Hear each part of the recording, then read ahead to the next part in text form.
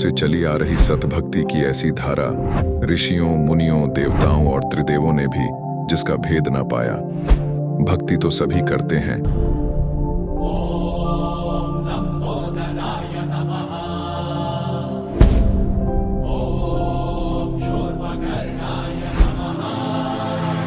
और हरदम यह सोच रहती है कि रहने के लिए आलीशान घर हो, घूमने के लिए बड़े बड़े पार्क हो, खाने पीने के लिए स्वादिष्ट भोजन हो, हम कभी बीमार ना हो, कभी दुखी ना हो और कभी भी ना मरे।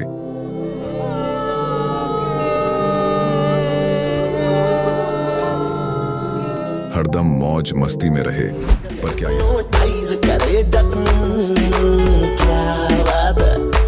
पर क्या यह संभव है? हम सब इतनी भक्ति करते हैं, व्रत करते हैं, श्राद्ध निकालते हैं, कावड़ लेकर आते हैं,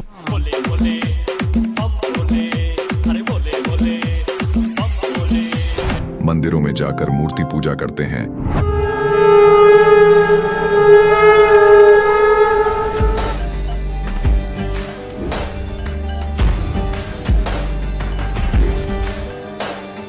भानुकोटि भास्वरं भवाब्धितारकं परं नीलकण्ठमिप्सितार्थदायकं त्रिलोचनं कालकालमम्बुजाशमक्षशूलमक्षरम्। चर्च में जाकर प्रेयर करते हैं,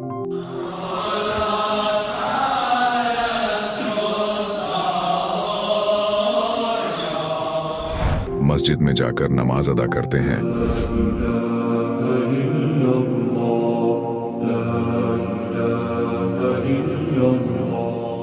अल्लाहु अकबर कबीरा, और गुरुद्वारों में जाकर माथा टेकते हैं।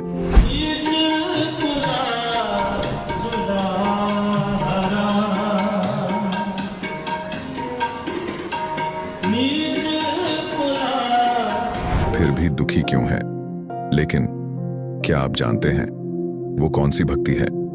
वो भक्ति जिसने मीरा को जहर से बचा लिया, ध्रुव और प्रहलाद की रक्षा की, अंधे को आंखें और बहरे को कान दिए, कोढ़ी को काया दी, दुखियों को सुखी जीवन दिया, मरने वाले को जीवन दान दिया और लाइलाज बीमारियों को दूर किया। जब संत रामपाल जी महाराज जी से दीक्षा ले ली थी, उसके बाद जब उनका कुछ विद इन मंथ कैंसर में राहत मिली। जैसे हम लोग परमात्मा का आदेश आया, हम लोग हॉस्पिटल गए और ऑपरेशन कराया। भगत जी 1 रुपया का भी दवाई माता जी को खाना नहीं पड़ा, और जो डॉक्टर कैंसर है बताते थे, वही डॉक्टर के मुख से हमने ये सुना भगत जी कि ये चमत्कार कैसे हो गया। तो हॉस्पिटल में दिखाया तो कैंसर घोषित कर दिया डॉक्टर ने यहाँ। तो फिर इसके इलाज के लिए घूमे, इलाज भी नहीं हुआ, तो फिर घर पे थक के बैठ गए।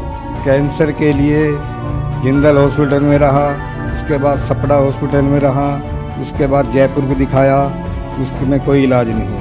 संत रामपाल जी महाराज जी ने चरणामृत प्रसाद दिया और आशीर्वाद दिया और भक्ति ज्ञान दिया, और उसके बाद मैं तंदुरुस्त हूँ। हर दिन में अपना सब कुछ खाता हूँ, मुझे कोई समस्या नहीं। मेरे को बीमारी ये थी सर कि ब्लड ट्यूब में मेरे को एक प्रकार का पस आ गया था और इन्फेक्शन हो गया था।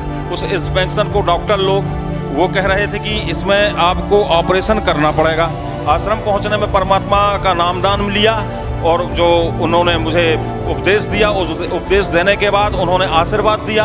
आशीर्वाद देने के बाद तत्क्षण में मेरा ये रोग वहीं के वहीं दर्द बिल्कुल ठीक हो गया। भक्ति सभी करते हैं, लेकिन उपरोक्त लाभ सिर्फ सतभक्ति से ही प्राप्त होते हैं। आज भी सतभक्ति करने वाले हजारों लाखों लोगों को शास्त्र अनुसार भक्ति का अद्भुत अनुभव प्राप्त हो रहा है। आइए जानते हैं ऐसे ही लाखों श्रद्धालुओं में से एक सतभक्ति करने वाले इस श्रद्धालु का अनुभव। नमस्कार सर। नमस्कार सर। सर क्या नाम है आपका? सर ऋषिपाल।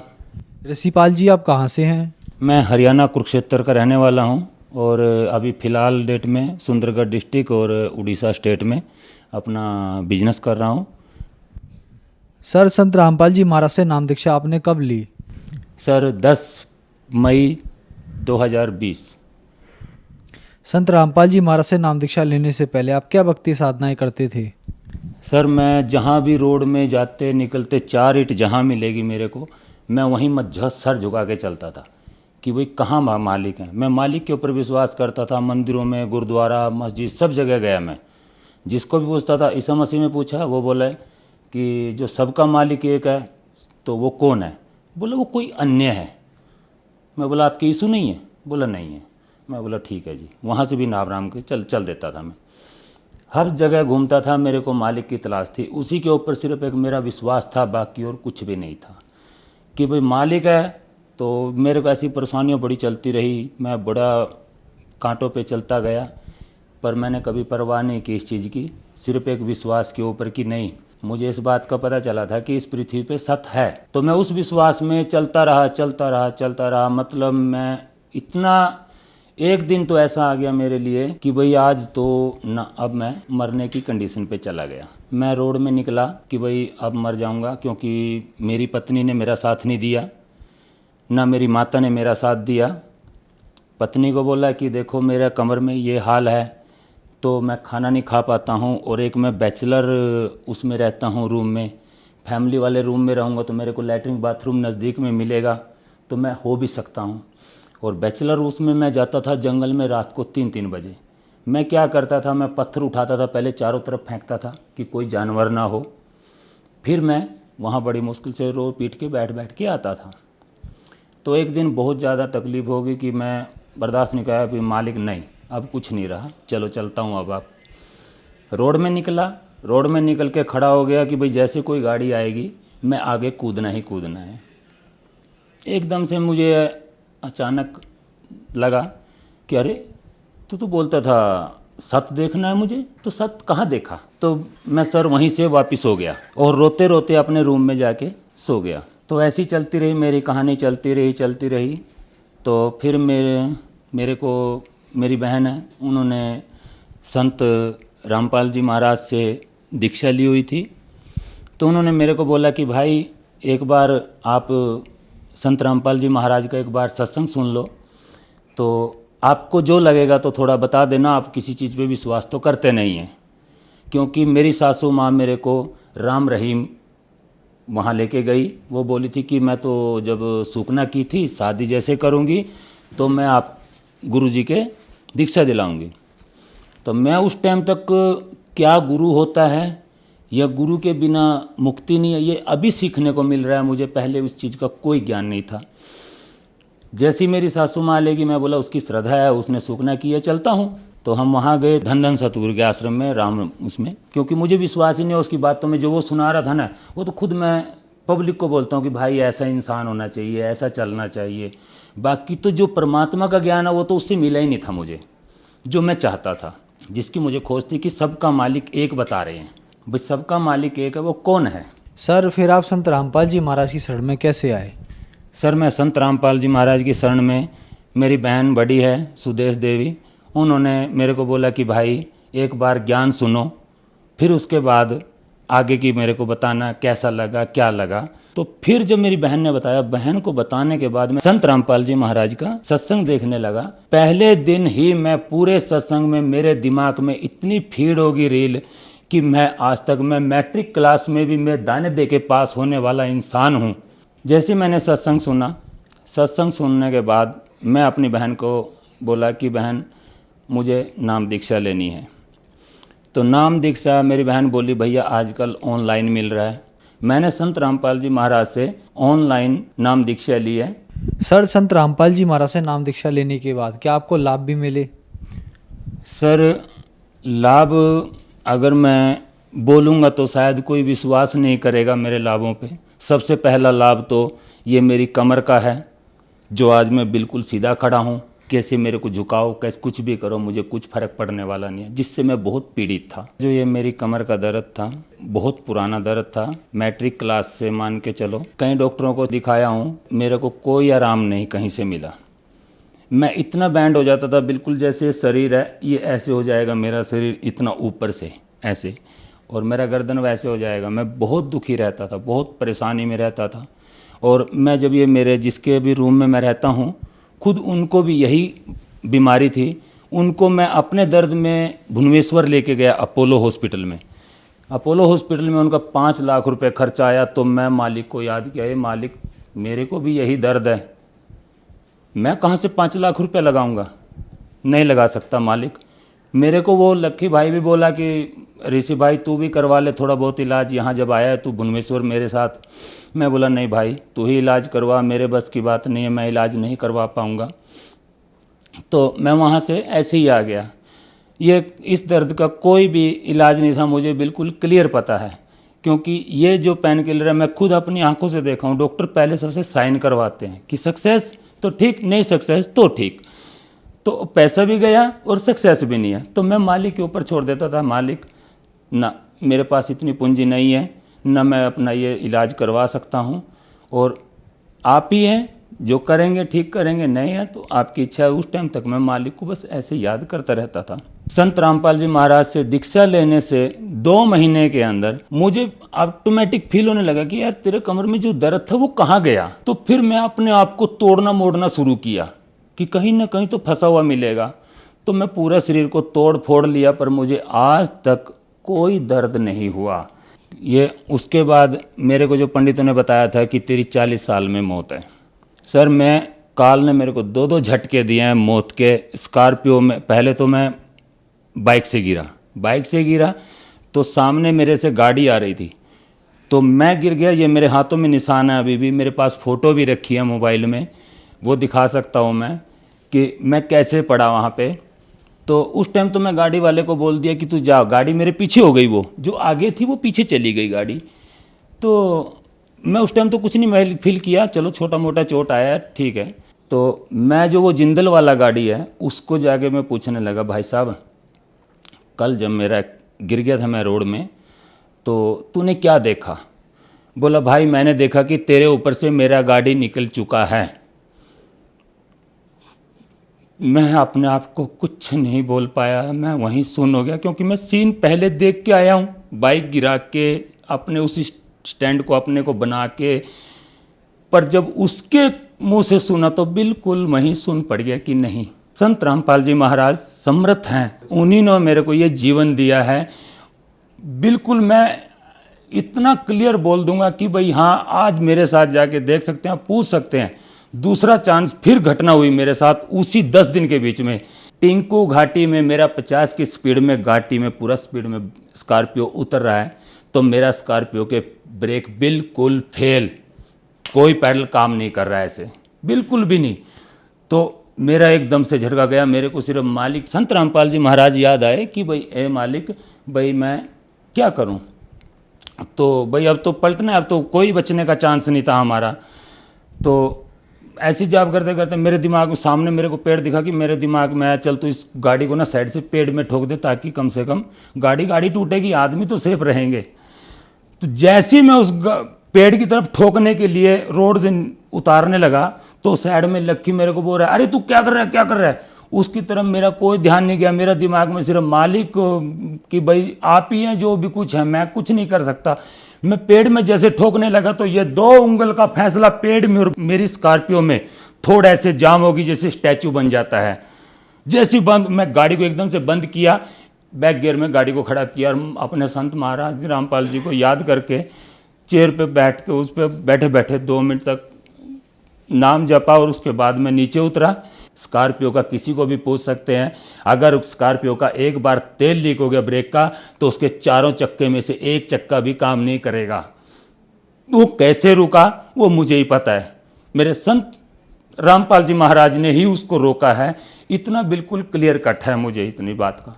और फायदे जी, मेरी दुकान जो अभी मैं किया था धन के मामले में, आज मेरा चारों तरफ घर में धन भरा पड़ा है। मेरी दुकान में राशन अनाज, मेरी दुकान पहले कुछ भी नहीं थी, काम भी वही और वही मेंटेनेंस अभी भी दिख रही है मेरे को, पर फायदा मेरे को कहाँ से दिख रहा है मुझे पता नहीं चल रहा। आज मेरा इतना फायदा दिख रहा है कि 1 साल 2 महीना मेरे को दीक्षा लिए हुआ है, तो 1 साल 2 महीना में मेरा आज आप जाके कारोबार देख सकते हो कि देखने वाले भी ये नहीं मान सकते मुझे। मैं खुद वहाँ पड़ोस में बोलता हूँ कि भाई मैं सबसे छोटा आदमी हूँ, सबका गरीब आदमी हूँ।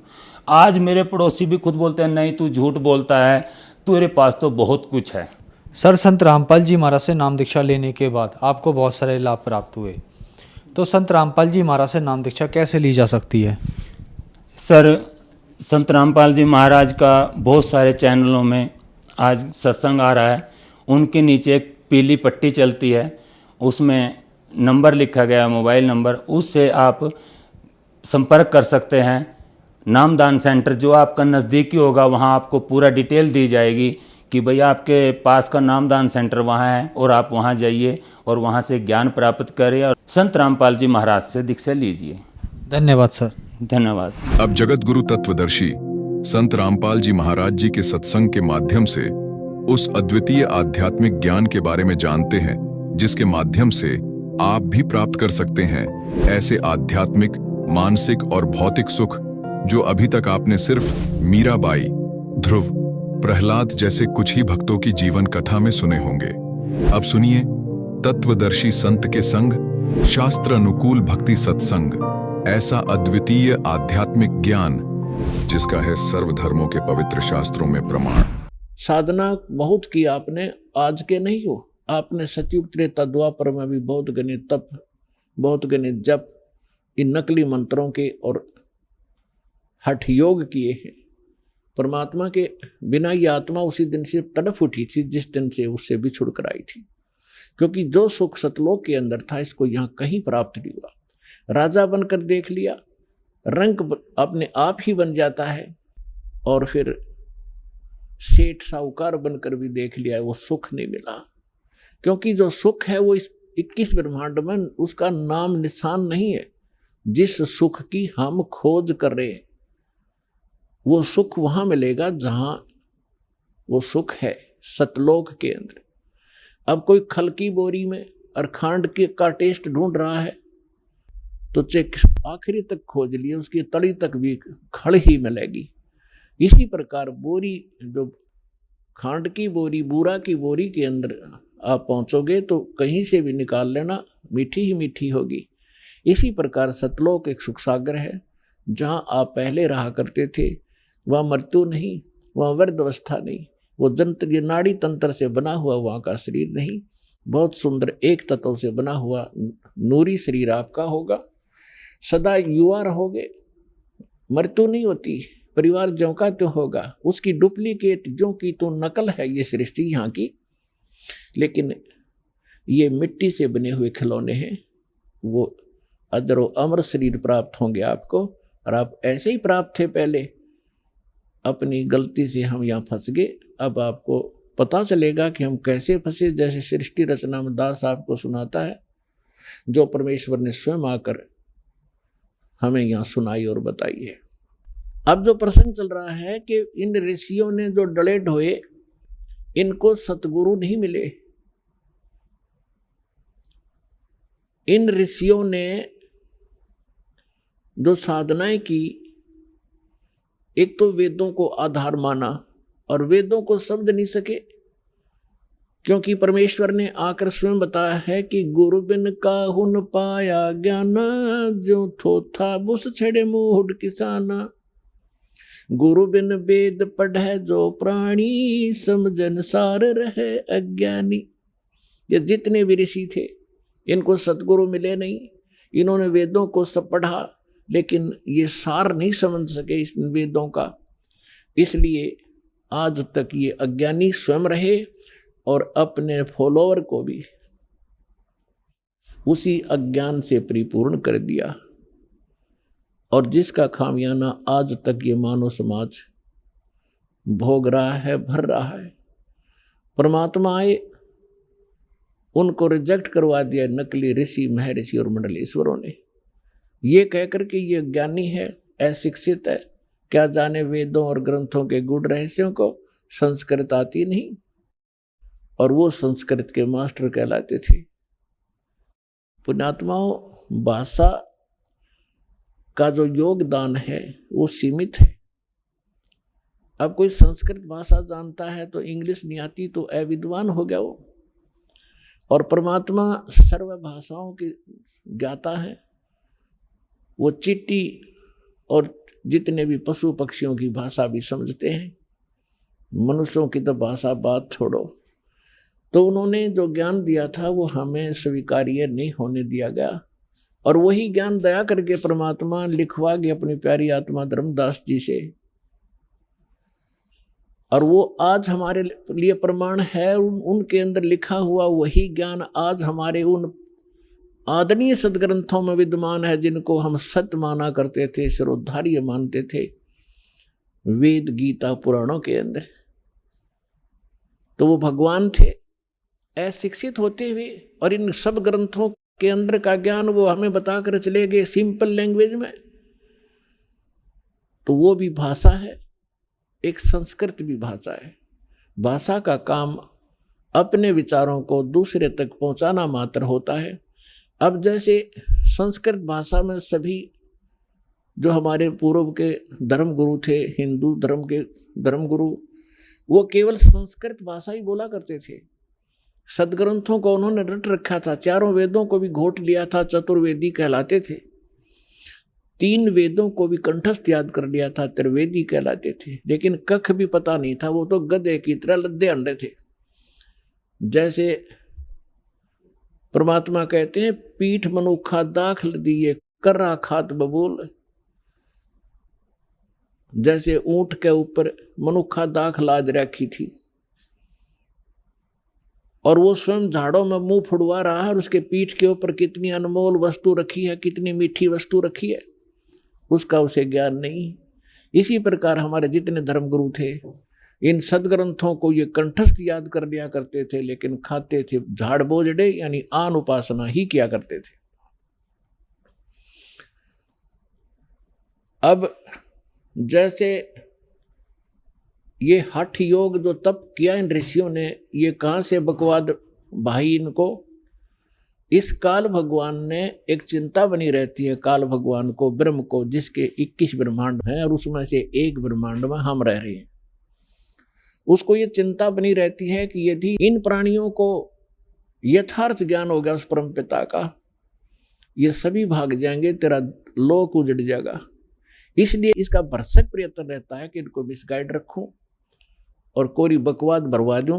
साधना करने की इच्छा हो तो गलत करें, शास्त्र विरुद्ध करें, और नहीं फिर जैसे ऋषि महर्षि घर से निकले साधक निकलते हैं, जो साधना वो कर रहे होते हैं उनसे कुछ होना जाना तो उनसे होता नहीं। 1-2 वर्ष के बाद फिर उनमें कोई ऐब जरूर होता है, कोई सुल्फा पीने लग जाता है, कोई भांग पी कर टाइम पास करता है तो कुब्द में लग जाते हैं, कोई सिद्धियां प्राप्त कर लेते हैं, फिर एक दूसरे पर प्रभुता फैलाकर जनता में वो प्रशंसा के पात्र बनकर अपना जीवन नाश कर जाते हैं।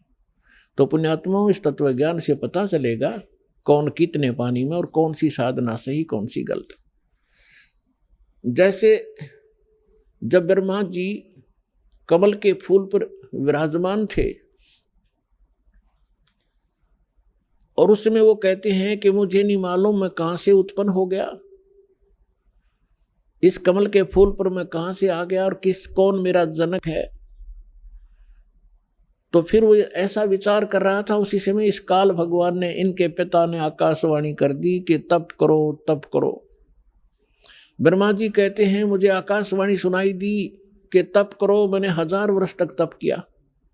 ये तप करवाकर सिद्धियां प्राप्त करवा लेता है, और जैसे बैटरी चार्ज कर ली तप करके, और फिर आगे फिर दूसरी बार फिर 1000 वर्ष जब तप कर लिया ब्रह्मा जी ने, फिर दूसरी आकाशवाणी कर दी कि सृष्टि करो।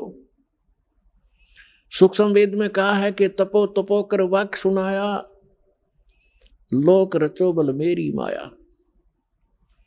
पहले तो कहा तप करो तप करो, जब तप कर लिया, जब कहा कि सृष्टि रचो, तो ब्रह्मा जी ने उस आकाशवाणी जो काल ब्रह्म की थी उसको पूर्ण परमात्मा की मान ली, क्योंकि इनको पता था नहीं कख भी कौन भगवान है कैसा है। आज तक इनको परमात्मा का कोई साक्षात्कार नहीं हो लिया है।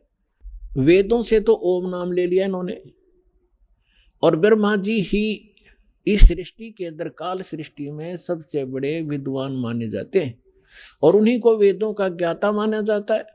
अब अन्य जिस भी ऋषि को, मनु को या वासिष्ठ को, जिसको भी उस ब्रह्मा जी ने जैसा ज्ञान दिया, तो उसमें से एक तप भी साथ जोड़ दिया सभी ने कि ब्रह्मा जी को आकाशवाणी हुई थी कि तप करो। ये तप ले लिया चुनक ऋषि ने ब्रह्मा जी का मौखिक, तब तक तो वेद प्राप्त भी नहीं हुए थे। उसके बाद फिर सागर मंथन हुआ था जब चारों वेद प्राप्त हुए थे। वैसे कंप्लीट जो वेद थे ये 5 थे। इस काल भगवान को 5 परमात्मा ने वहां से फैक्स कर दिए इसकी अंतःकरण में। फिर इसके श्वासों के द्वारा ये बाहर निकले थे सागर के ऊपर और सुसज्जित बहुत सुंदर थालियों के अंदर आए थे। तो इस ज्योत निरंजन ने वो चारों पढ़े, 5 पढ़े इसने।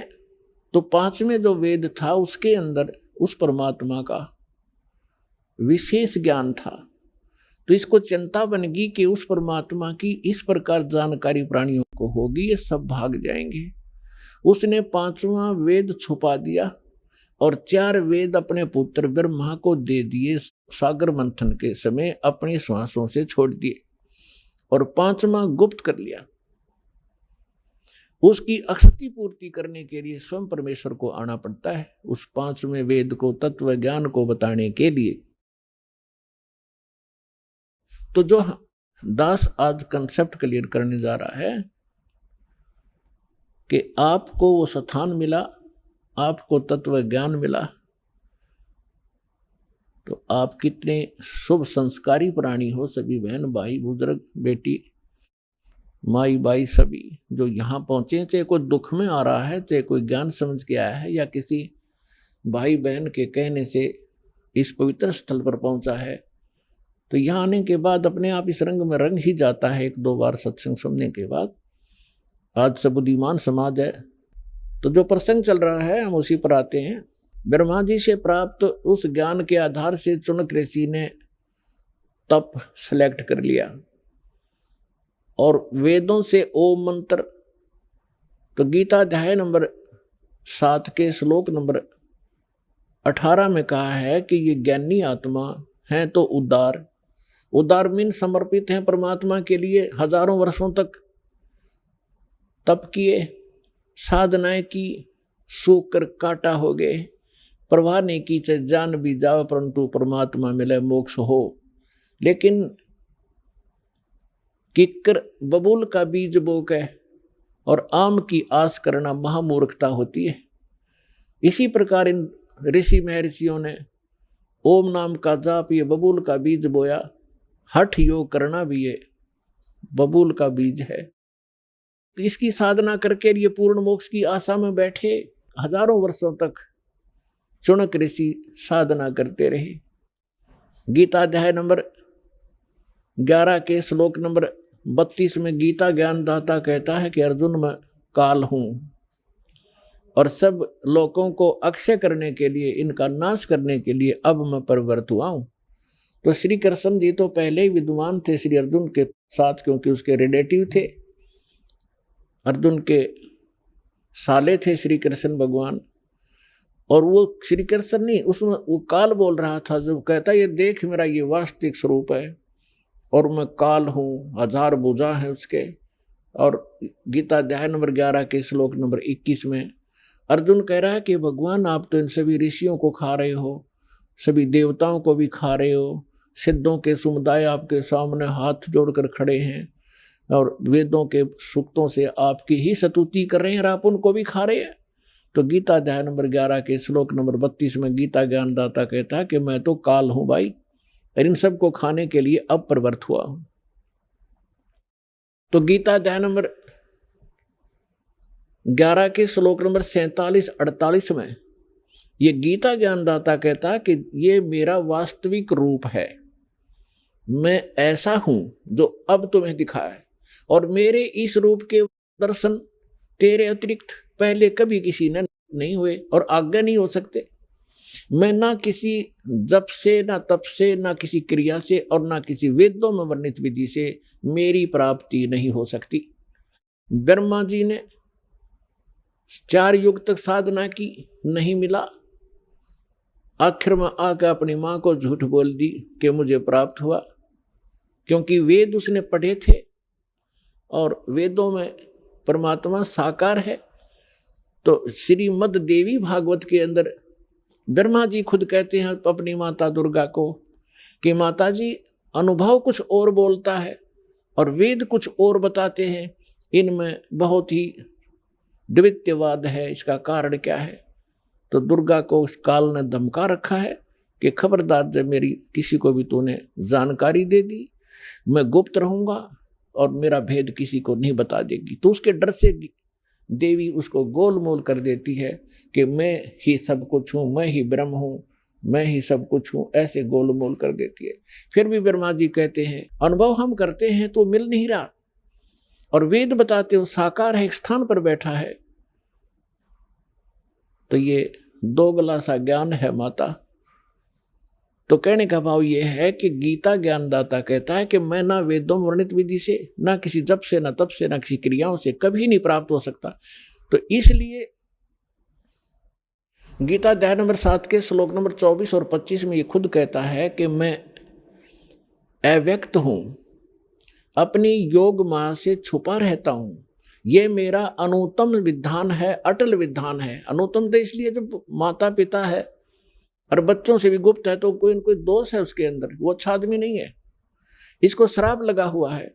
1 लाख मानव शरीरधारी प्राणियों का आहार करता है, जिस कारण से छुपा बैठा है। कहीं पता लग गया तो एक भी नहीं तेरी पूजा करेगा, तेरे इन सब देवी देवताओं को भी भूल जाएंगे। इसलिए गुप्त रहता है, ना अपने देवी देवताओं को, इन सबको, किसी को, पुत्रों को भी इसने भेद नहीं बता रखा। ये स्वयं स्पष्ट कर रहा है गीता अध्याय नंबर 7 के श्लोक नंबर 24 और 25 में कि मैं ये अबुद्ध है। ये जो जन समुदाय सामने खड़ा है, ये मुझ अव्यक्तम माम अव्यक्तम व्यक्तिम आपनम मनन्ते अबुद्ध।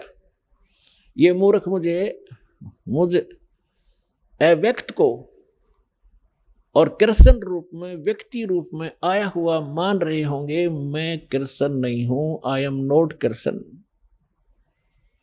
मैं अपनी योग माया से छुपा रहता हूं, मैं कभी किसी के समक्ष नहीं आता। गीता अध्याय नंबर 4 के श्लोक नंबर 5 और 9 में ये स्पष्ट कहता है कि अर्जुन, तेरे और मेरे बहुत जन्म हो चुके, तू नहीं जानता, मैं जानता हूं, और मेरे जन्म और कर्म अद्वितीय हैं, अलौकिक है। तो इसके कर्म ऐसे हैं कि ये सामने नहीं आता, और किसी में प्रवेश करके प्रेत की तरह जो क्रिया करवानी है वो कर देता है, करा जाता है। तो इन ब्रह्मा विष्णु महेश ने साधनाएं की, परमात्मा मिला नहीं। इन्होंने निराकार विधान बना दिया कि परमात्मा निराकार है। तो इसी प्रकार जो प्रसंग चल रहा है हम उसी पर आते हैं। इस चाणक्य ऋषि ने वो साधनाएं प्रारंभ की जो सभी ऋषि पहले से ही डले ढो रहे थे। उससे वो परमात्मा तो मिलना है ही नहीं, ये एटम बम बन जाते हैं, एटम बम। अगस्त ऋषि ने सारे जीवन में डले ढोके एक सिद्धि प्राप्त कर ली, सब सागर पीण की। बता, सारे जीवन को नाश करके उसने ये प्राप्त किया कि सब सागर पी लिया। अब इस तत्व ज्ञान के अंदर परमात्मा ने क्या बताया है, अब आपको उस परमात्मा का दिया हुआ कुछ ज्ञान बीच में सुनाएंगे, क्योंकि आप एक विद्यार्थी हैं और पूरे वर्ष में एक ये पूरा कोर्स दास ने आपका करवाना होता है। 3 दिन का सत्संग इसीलिए रखा है कि प्रत्येक सत्संग में श्रद्धालु भी बदल जाते हैं और श्रोता भी जो लगातार सुन रहे हो, तो अच्छी बात है। इसलिए धीरे धीरे सारे ही ज्ञान को के ऊपर विवेचन किया जाता है। अब जैसे ये सिद्धियां क्या है, ये जीवन नाशक इस प्राणी की सबसे बड़ी दुश्मन है। इससे प्रभुता आ जाती है और अपनी ही, जैसे पहले बैटरी चार्ज करी फिर वह खत्म कर दी, रह गया जैसे का तैसा। जैसे इन सिद्धियों को परमात्मा ने ऐसा बताया है कि जैसे आप देखते हो वर्षा के मौसम में अन्य चींटियां होती हैं, बगैर पंखों की होती हैं, और उन्हीं चींटियों के बिलों से कुछ पंखों वाली चींटियां निकलती हैं, और वो उनके अंदर परमात्मा होती हैं, क्योंकि वो उड़ नहीं सकती दूसरी चींटियां, और वो उड़ जाती हैं आकाश में। तो वो यूं सोचे हैं कि ये तो भगवान से मिल ली, क्योंकि ये तो उड़ जाती है आकाश में। जैसे आजकल आप देखते हो मौसम वर्षा का है तो चींटियां निकलती है, पंखों वाली कीड़ियां, और कहाँ जाती हैं?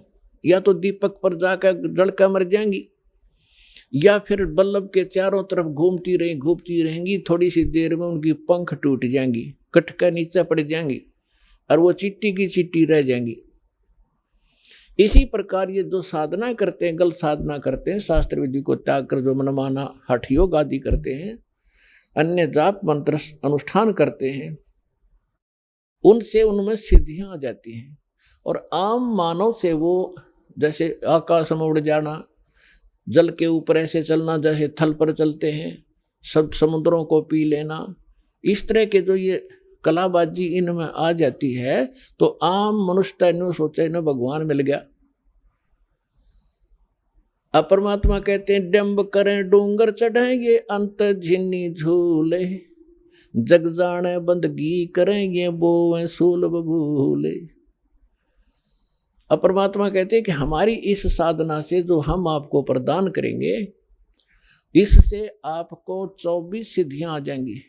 यहाँ की तो 8 सिद्धि है, और उन्हीं के अंदर ये लटपट होकर अपना जीवन नाश कर जाते हैं। परमात्मा कहते हैं जो साधना हम आपको बताने जा रहे हैं, इससे आपको 24 सिद्धियां प्राप्त हो जाएंगी, लेकिन एक भी प्रयोग मत कर लेना, नहीं तुम्हारे लिए विष का काम करेंगी।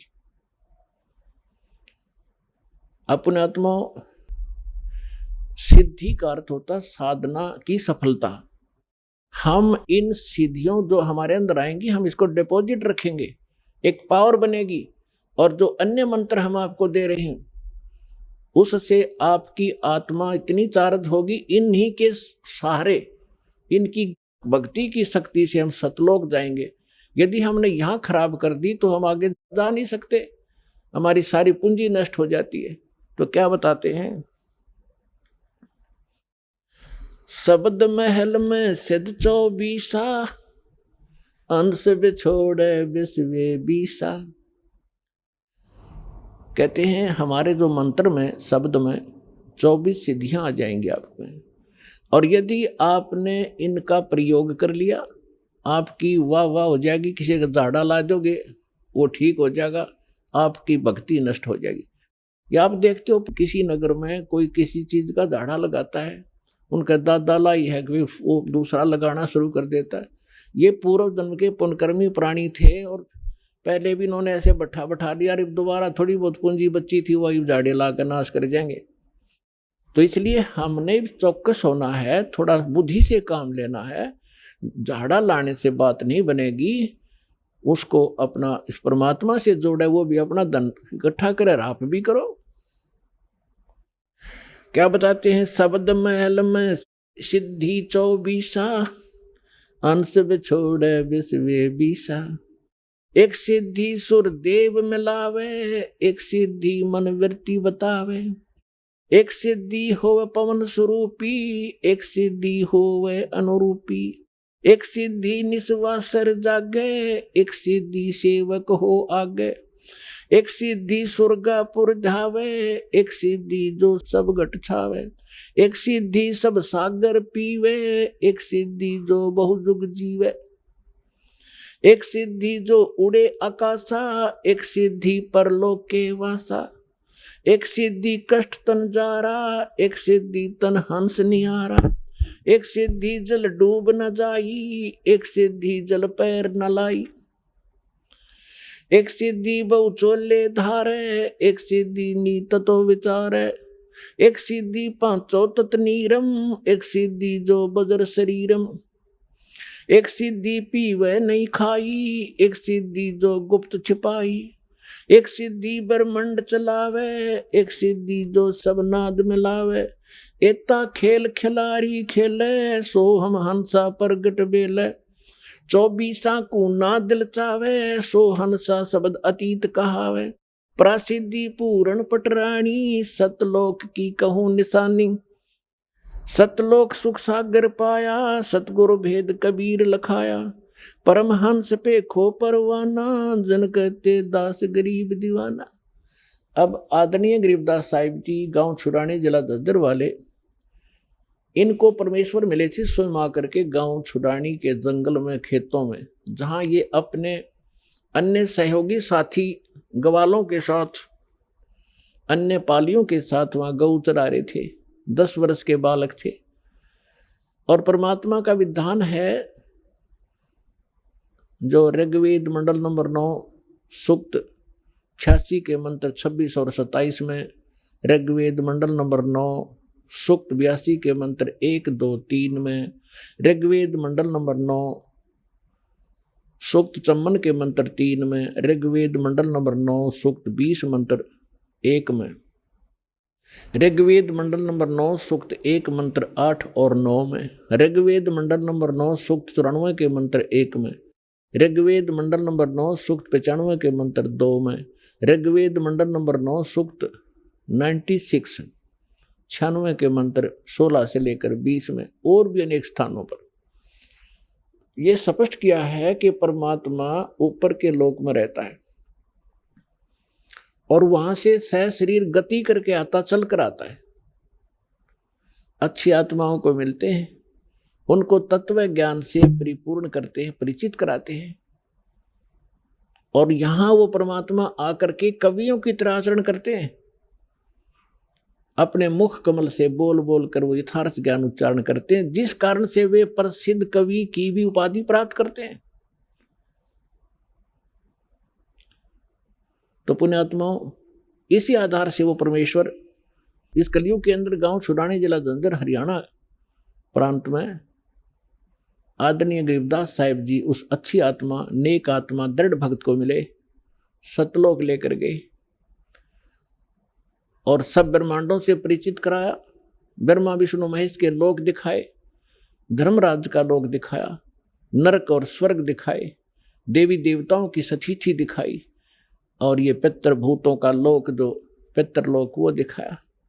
फिर काल जहां 1 लाख मानव शरीरधारियों को भून कर खाता, वो तपतशिला दिखाई। फिर 11वां द्वार पार करके अक्षर पुरुष के लोक में 7 संग ब्रह्मांडों को पार करके फिर भंवर गुफा से होते हुए 12वां द्वार पार करके सतलोक में पहुंचे, जहाँ परमात्मा का निज स्थान है और आप और हम सभी वहाँ रहा करते थे। वहाँ आपके आज भी ज्यों की तो महल बरकरार हैं, आपका बहुत बड़ा स्थान है, हरे भरे वहाँ पर फलदार वृक्ष हैं, सदाबहार वृक्ष हैं। अभी आपने सुने जगत गुरु तत्वदर्शी संत रामपाल जी महाराज के मंगलमय सत्संग प्रवचन। आइए अब सुनते हैं उन भक्तों के अनुभव जिन्होंने संत रामपाल जी महाराज के प्रमाणित ज्ञान से प्रभावित होकर नाम दीक्षा लेकर अनेकों लाभ प्राप्त किए।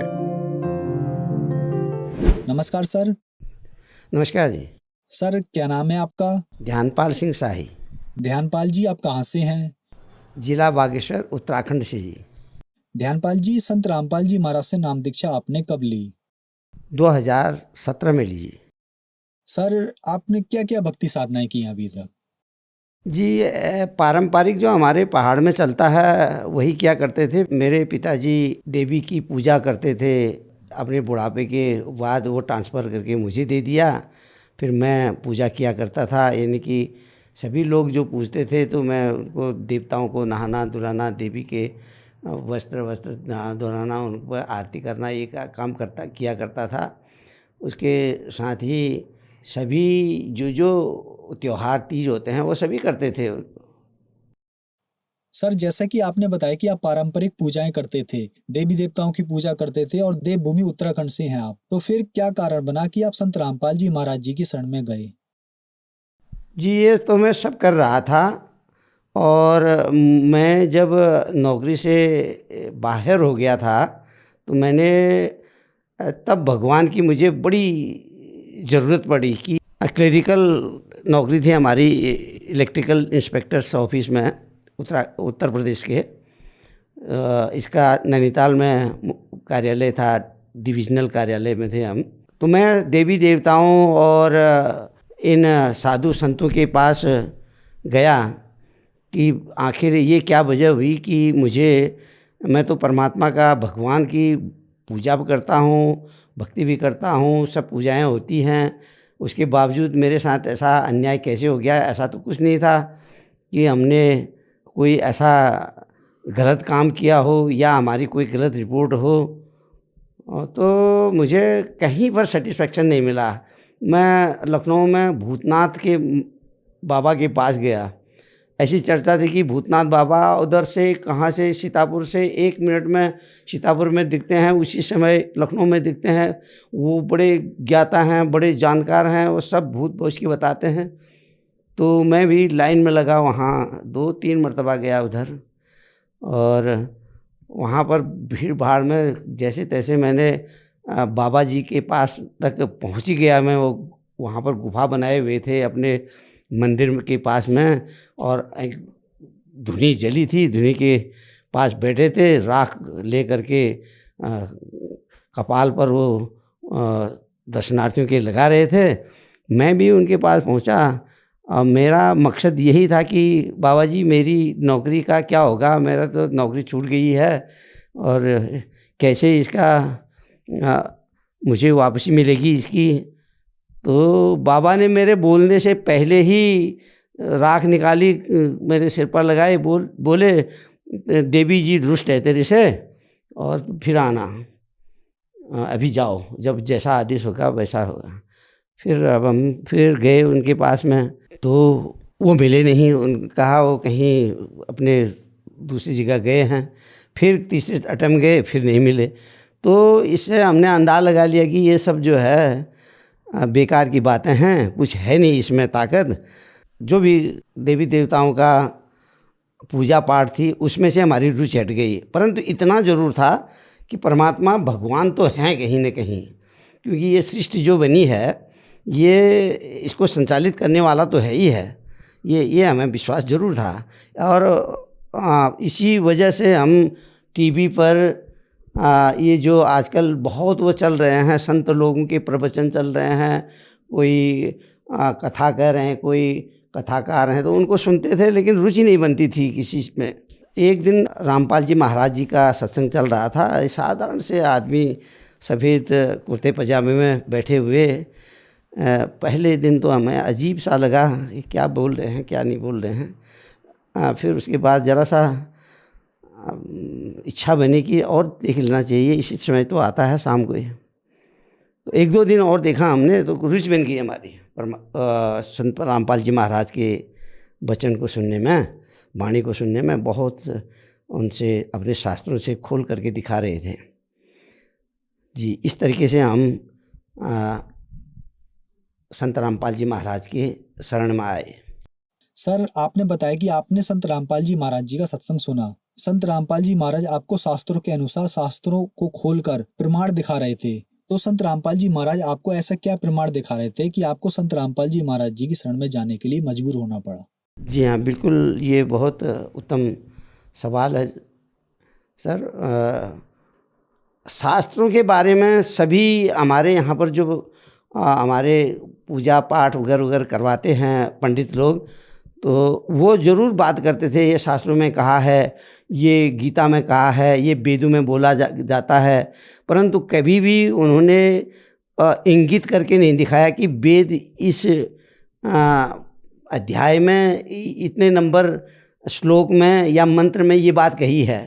वो मनमुखी अंदाज से तुक्का लगा करके बोलते थे। और रामपाल जी महाराज उंगली लगा करके और वो चैप्टर को खोल करके, वो अध्याय को खोल करके बता रहे थे कि इस ऋग्वेद में मंडल नंबर इतने में यहाँ पर ये बात कही है। गुरु जी का ज्ञान शास्त्रोक्त है, शास्त्रों से प्रमाणित है।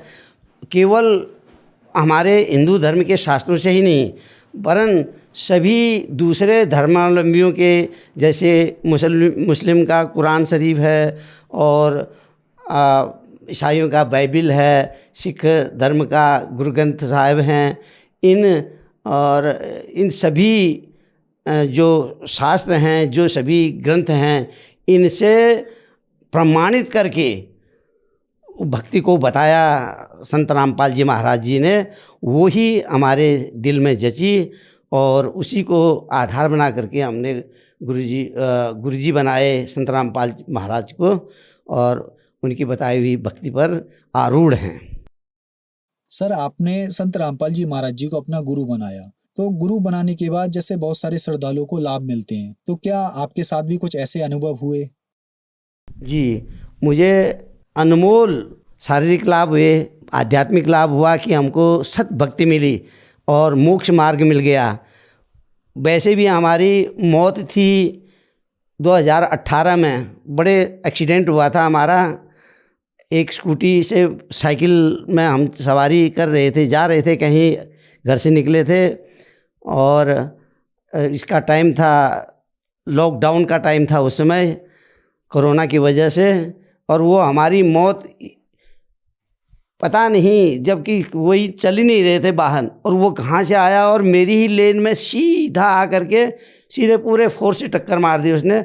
जैसे 2-3 गज का फासला रहा होगा, तो परमात्मा ने मेरी याददाश्त को लुप्त कर दिया। मैंने आवाज़ ज़रूर सुनी, बड़ी ज़ोर की आवाज़, और मैं जब 5-7 मिनट बाद मुझे होश आया तो मैं देखा कि लोग मेरे चारों तरफ से खड़े हो रहे हैं और उठा चलो, ले चलो कह रहे हैं। एक टैक्सी भी आई हुई है, उसमें रख करके मुझे ले गए। मैं कह रहा हूँ मत करो यार, मुझे चोट नहीं लगी है, कुछ नहीं हो रहा है, ज़रा सा खून हो रहा था, मुँह से आ रहा था खून, तो लोगों ने समझा कि एक्सीडेंट बड़ा हो गया है, सड़क पर इसका सिर लग गया है और ये जो है सर में फट गया है, मुँह से खून आ रहा है, इसको वहाँ पर। तो हॉस्पिटल गए, तो हॉस्पिटल में भी डॉक्टर ने पहले ही कह दिया क्या बात हुई है। उन्होंने कहा ये एक्सीडेंट हो गया था साहब यहाँ पर। उन्होंने कहा इनको रेफ़र कर दिया है, बागेश्वर ले जाओ, आगे जिला मुख्यालय ले जाओ। वो यहाँ पर कोई सुविधा नहीं है, कोई मशीनरी नहीं है हमारे पास, एक्सरे तक का इंतज़ाम नहीं है। तो बागेश्वर गए, तो वहाँ पर उन्होंने, डॉक्टर साहब ने चेकअप किया, लिखा एक्सरे के लिए और अल्ट्रासाउंड वगैरह के लिए कहा। तो सबसे पहले एक्सरे की बात आई, तो एक्सरे में कुछ भी नहीं निकला, कहीं कोई चोट पटक कुछ नहीं निकली, सिर में कहीं, गर्दन में कहीं भी। तो और लिख दिया उन्होंने दवाई, इतनी लंबी फहरिस्त लिख दी दवाइयों की। मैंने एक दवाई भी नहीं ली उसमें से। मैंने कहा मुझे छोड़ दीजिए, परमात्मा की दया से मैं ठीक हूँ, अच्छा हूँ, और संत रामपाल जी का मैं शिष्य हूँ, और मुझे कुछ नहीं हुआ है, मैं ठीक ठाक हूँ। ये दवा लिस्ट दी, उन्होंने कहा ये दवा को तो खानी है आपको। हमने कहा वहाँ पर तो खा लेंगे जी हम, लेकिन मैंने लिया नहीं, परमात्मा को स्मरण किया, अपना मंत्र जाप किया, बस वो मेरा कष्ट दूर हो गए, कोई भी दवाई नहीं खानी पड़ी मुझे। और इसके अलावा मैं बीमार हो गया था, छोटी मोटी बीमारियां होती हैं, मैं कभी दवाई नहीं लेता हूँ, परमात्मा की दया से, परमात्मा का ही ध्यान करते हैं, बस ये सब दूर हो जाता है। लेकिन परमात्मा संत रामपाल जी महाराज जी बोलते हैं कि दवा तो थोड़ा सा ले लीजिए, ज़रूर आप लाखों रुपए के जो खर्चे हैं उनसे आपका काम 50-20 रुपए में हो जाएगा, आप लीजिए दवा। तो हमने यहाँ नामदान के प्रभारी जो थे उनसे संपर्क किया, भाई हम भगत जी बीमार हैं, क्या करें, कुछ इस तरीके की तकलीफ है। उन्होंने कहा तो दवाई ले लो, गुरुजी कहते हैं दवाई लेने के लिए। तो थोड़ी सी दवाई के लिए हम आए यहाँ बागेश्वर, कपकोट गए। कपकोट में उसने देखा, उन्होंने कहा ये तो ज़्यादा गंभीर बीमारी है, यहाँ नहीं होगा ये ठीक। यूरिनल ब्लैडर में प्रोस्टेट क्या बीमारी होने का उन्होंने जानकारी दी हमको, और उसका हमारे पास में प्रमाण भी है, या तो ऑपरेशन करें या आजीवन दवा खाइए, ऐसा उन्होंने प्रस्ताव रखा था डॉक्टर साहब ने। तो मैंने वहाँ पर वो तो ले लिया, उनने जो दवाई लिखी वो दवाई भी ले ली, थोड़ी सी 15 दिन की दवाई भी ले ली, और मैं चला गया घर पे।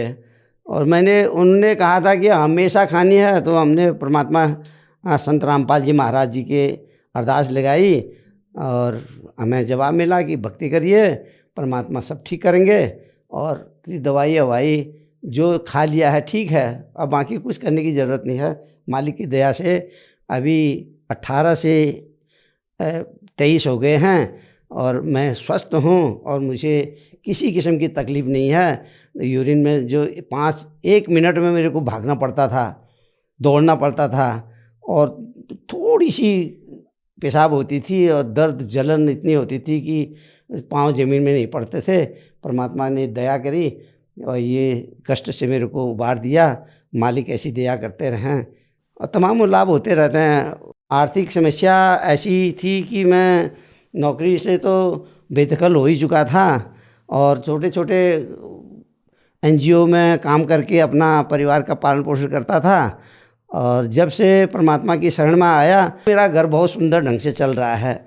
घर भी नया बन रहा है, बच्चे अपना वो हो रहे हैं, पत्नी भी मेरी अच्छे सुखी हैं और उनको भी ऐसा कोई बड़ी बीमारी नहीं है। परमात्मा संत रामपाल जी महाराज जी की दया से आर्थिक स्थिति भी अभी ठीक है, बच्चा कमा रहा है। नशा भी करते थे, कई वर्षों तक, करीब 30 वर्षों तक नशा किया है और चेन स्मोकर थे। बीड़ी तो मुंह में रहती थी, दूसरी जल जाती थी, पता भी नहीं चलता था बीड़ी मुंह में है मेरी। और उसके बाद बीड़ी छोड़ी, लोगों ने कहा तो बीड़ी तो बहुत वो हो गया, तेरा खांसी वांसी हो रही है और TB हो जाएगी तेरे को। हमने कहा चलो बीड़ी छोड़ देते हैं, तो हमने खैनी शुरू कर दी। तो अब एक छोड़ा दूसरा रोग पकड़ लिया, तो इस तरीके से वो चली रही थी खैनी। परमात्मा की शरण में आए तो सब बंद होगी, कोई किसी किस्म का नशा नहीं, किसी किस्म का कोई मांस मदिरा कोई भी चीज़ का भक्षण नहीं होता है, वरन सहयोग भी नहीं दिया जाता है इस मामले में किसी भी। इस तरीके का परमात्मा की जो मर्यादा है उस पर चल रहे हैं मालिक की दया से। सर, जैसा कि आपने बताया कि आपका नशा छूटा, संत रामपाल जी महाराज ने आपको सुख दिए और एक सभ्य इंसान बनाया। सर, आप बहुत ज्यादा देवी देवताओं की भक्ति करते थे। संत रामपाल जी महाराज जी के बारे में ये भी कहा जाता है कि संत रामपाल जी महाराज देवी देवताओं की पूजा छुड़वाते हैं, क्या ये बात सही है? जी, इसमें सत्यता का कोई पुट नहीं है। संत रामपाल जी महाराज भक्ति छुड़वाते नहीं हैं, वरन उनकी वास्तविक मंत्रों से वास्तविक भक्ति करवाते हैं।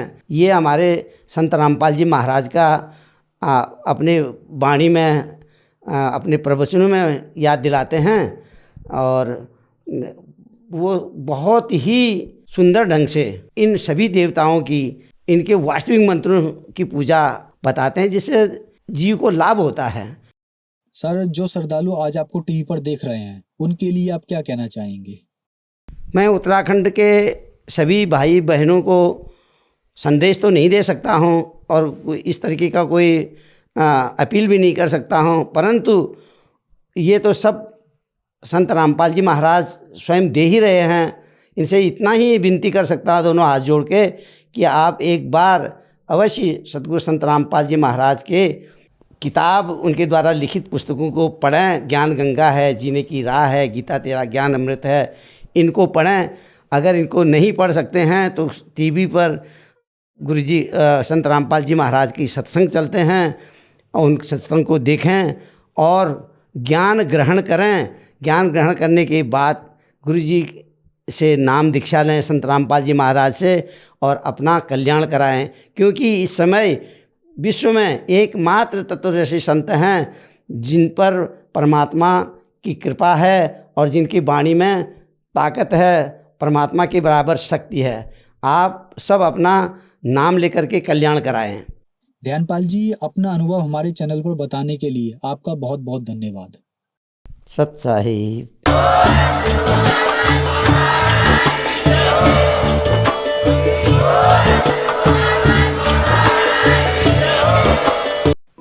आप सुन रहे थे जगत गुरु तत्वदर्शी संत रामपाल जी महाराज के मंगल प्रवचन।